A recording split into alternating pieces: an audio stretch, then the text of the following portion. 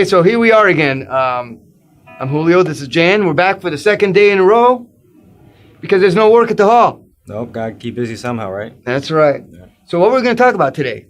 Well, I just wanted to go over some suggestions of how to tackle down problems when trying to bar down chords. I find that a lot of people, when they pick up the guitar and they're going over that kind of stuff, they struggle a lot with it, and it makes them want to give up too soon, when really all you really need to do is have the right approach for it and try different ways about it. Okay, first of all, let me ask you this. What is a bar chord? Let's start with that. A bar chord is when you play more than one note using the same finger. Okay. So all right. That could be 2 strings, 3, 4, 5, 6, all the way across. Okay, so a bar chord is just basically playing, like you said, more than one string at the same time. Yeah. What would a bar chord look like?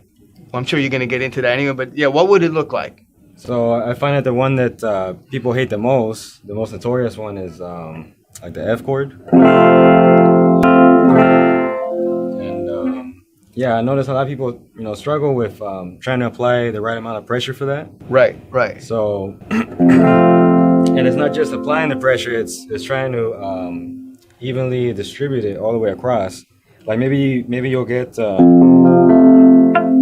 to there, and then you'll struggle on that. Right. You want to make sure it's all the way across evenly, yeah. That has to do with clamping the strings down evenly on the nut there? Well, a few things on the fretboard? Yeah, a few things that are going on that I would suggest is, number one is, when you're doing something like this, it requires more pressure than, say, you were up higher in the neck. It feels a lot lighter over here. Okay. So what I recommend is, if this feels too rough right away, you could take the same chord shape and try it somewhere like over here. And then, and practice it, and the better you get at it, then you start going down or something? Yeah, because it requires less pressure over here, so you could try it like that. Oh, okay. Just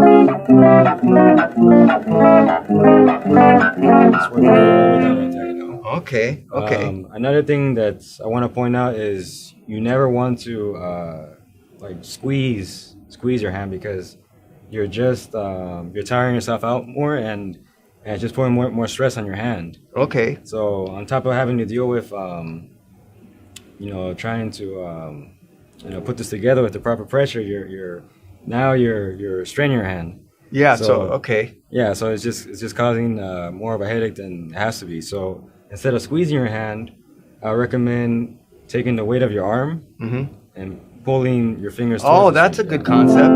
Yeah. And as long as the strings sound clear, that's all the pressure you need, right? Yeah, everybody. You don't need to overdo it. No, you don't need to overdo it. No, and actually, if you overdo it, they start going out of tune. Yeah, it changes the pitch as well. So that's what you want to be careful on. Okay, that's a good thought. So if I were just starting out, if this is too difficult, I would always start. I could go do the same shape, like you said, and go down the neck here. Start here. You could try it right there because there's less pressure. Right, on your and hand, then work my way down.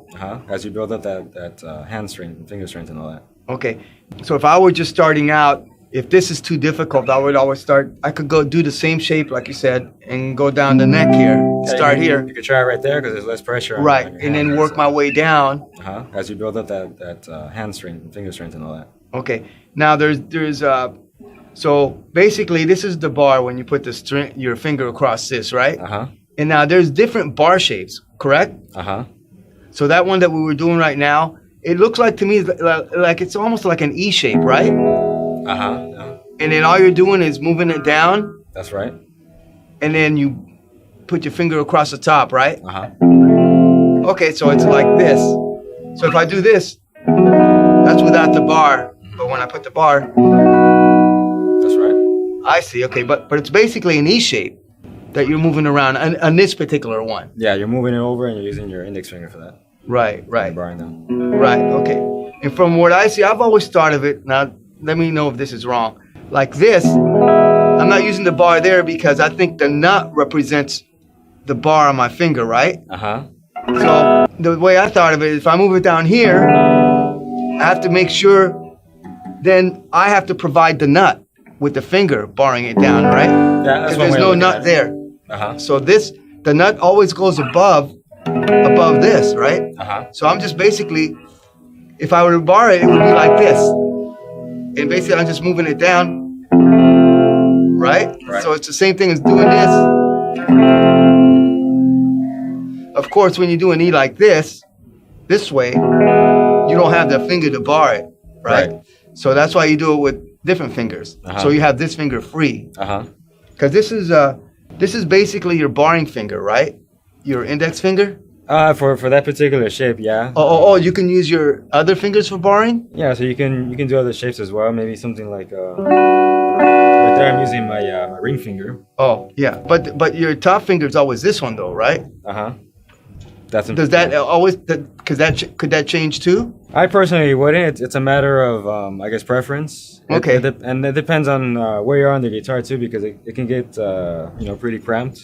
Yeah. Okay. Because as you go higher, the fret gets smaller. As opposed to over here, the frets are wide over here. Oh, so that's why it's probably harder to do it up here too, because it's a little wider. Yeah. On top of trying to apply enough pressure. Yeah. I always felt that it was like harder to do here because of the spacing, but I never thought about the pressure. But you're right, because the pressure is a lot harder here than it is over here. So I learned something new today. I never thought of that. I always used to concentrate on the spacing. I go, well, that's why it must be harder, But the pressure has a lot to do with here. Go over here, I don't have to press as hard, right? Because the strings bend easier, because they're not as close to the nut up here. That makes sense. See, I just learned something. I don't even know. You were saying something about. I guess that kind of goes along with that. Something about a comfortable way of holding your guitar while approaching those bar chords, or one of the things I wanted to point out is depending on what chord you're doing and what position on the guitar you're in. Generally, I wouldn't want to have my guitar neck all the way back here, because now on top of trying to concentrate on playing this cleanly. Right. Now I got I call this like the T-Rex arms is. You have your elbows all the way back here, they're shortened, Good point. So good point. Now I'm really uncomfortable. And look at my wrist as well. Yeah. I'd recommend to generally have your guitar neck over your left knee. Oh, okay. And everything's rotating outwards. It's my arm, my torso. Yeah. When you're playing, you don't have to be perfectly straight like that. That's okay. That doesn't really matter. What matters is are you comfortable and are you accomplishing what you're trying to do? Right. So I have it out right here, and now you see how my wrist is bending. Yeah, I see. Yeah. Okay. I'm putting more pressure. I'm putting pressure on my wrist now. On top of this, I see. Oh, yeah, that's true. More relaxed. Yeah. And also, you want to see what's going on. I notice a lot of people they're holding their guitar like that. Maybe something that's a little exaggerated, but I see it sometimes. Yeah. You want to have the guitar slightly angled upwards like that. Okay. So now you have a better view of what's going on. Okay. And one more suggestion too is experiment with the different heights, but you definitely don't want to do. You don't want to have your guitar neck and head all the way down here. Because now again, look at my wrist and my arm. The lower I go, more pressure. This is actually hurting after a while, Right. I recommend either having it somewhere in this area or depending on, again, everybody has a different shapes and size to them. Right. As well as the guitar, so maybe a little bit higher towards the shoulder area. Okay. Yeah, I notice a lot of jazz players have it like that, up higher. A lot of the rock players, I know, who is it? Jimmy Page has it way down here? Like a bunch of people have it, and that's harder on the wrist, right? But also that has to do with the style of music too, I guess. It's a few things going on. For one thing, a guy like Jimmy Page, wasn't he kind of lanky? Lanky, that's the word, lanky. Yeah, so not necessarily tall, but lanky, yeah. Okay, so he was lanky, so he had longer limbs. So right, that's what it is. He can get away with stuff like that where he has the strap lower and the guitar lower. Right. He can get away with that, and that's comfortable to him. I see. Okay. That's another thing that I tell people is that nothing has to be set in stone. You have to find what works for you. Okay. And that's why you want to experiment with different ideas and angles and all that.